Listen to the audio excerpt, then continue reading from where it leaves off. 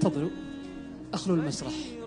في بطل واحد في هذا المسرح له قصة حصلت الآن، ما حد رتب لها، لكنها وجدنا أنفسنا أمام قصة جميلة لا بد أن تسطر في هذه الليلة. هذه اليد الحانية منكم. الشيخ عبد العزيز عامر لم يحضر البروفات الخاصة بزملائه الأيتام، حضر اليوم متأخرا وقد جاء مهرولا، دخل إلى هذه القاعة فوجدهم قد بدأوا فمنع من مشاركتهم. الحقيقة أنه أبكاني وأبكى المخرج، وأنا أعتقد أن كل بروتوكولات التكريم ستكسر أمام دمعة يتيم واحدة. لذلك